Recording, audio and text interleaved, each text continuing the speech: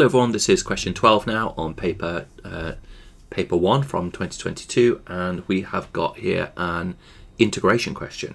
Now the only kind of question is, what type of integration is it? So that is a very good question. Now let's have a think. I think the first thing we need to ask ourselves is, could this have come from the chain rule? Okay, so that's I think the first most useful thing to ask. Because if that is the case, it's come from the chain rule, then we can use the chain rule in reverse in order to solve it. So let's have a look at what we got. We've got an x cubed and a ln x. So if I differentiate the ln x, I'm going to get just 1 over x.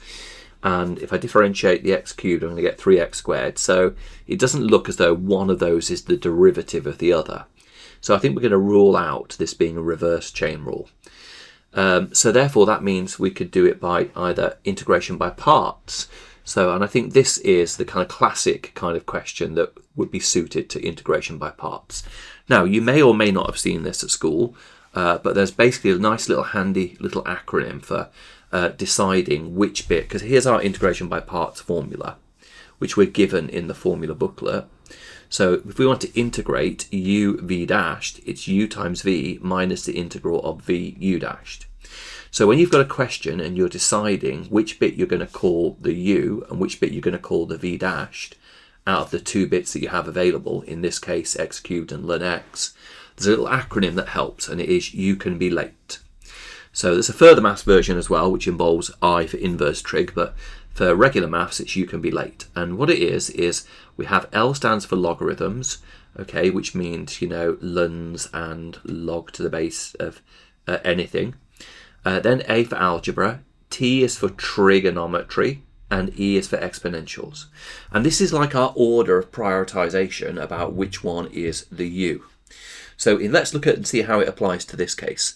We've got logarithms and we've got algebra. So from our little you can be late, we see that logarithms trumps algebra. So therefore the log is going to be the u. So ln is the u, and that means the v dashed is the algebra. So now we differentiate our u to get u dashed, and we integrate our v to get x to the 4th over 4.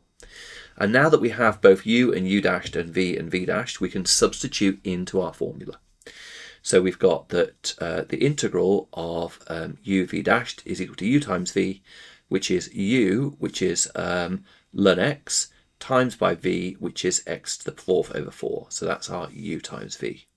Then minus the integral of v u dashed, and v is x to the 4th over 4, and the derivative of ln is 1 over x. And that's the purpose really, from whichever you pick to be the u. It causes the whole thing to be simplified down and makes it into something that you can actually integrate. So here, we have x to the 4th over 4 times 1 over x, which is x cubed over 4. So we raise the power by 1, divide by the new power, and that goes to x to the 4 over 16. So now we're ready to put the limits into this expression, okay?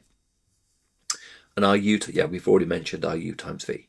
So when we put our limits in, upper limit is e squared, so we're going to have a quarter e squared to the power 4, just subbing in e squared into there.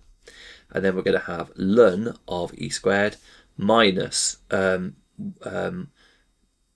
x to the 4th over 16, and x is going to be e squared. So that is e squared to the 4th, which is going to be e to the 8 over 16. And then we take away the whole thing with 1 in, and ln 1 is 0, and 1 to the power 4 is 1. So we get 0 and 1 over 16 there. So now we just got to evaluate this. So e to the 2 to the 4 is e to the 8. We can use the power law of logs to bring that 2 to the front in the expression ln e squared.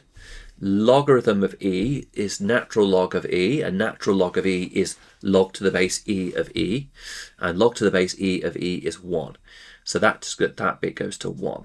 So we've got a quarter times e to the 8 times 2 times 1, which is the same as, a half e to the 8. Let's look at this next one. We've got minus e squared to the 4th, which is e to the 8 over 16 again.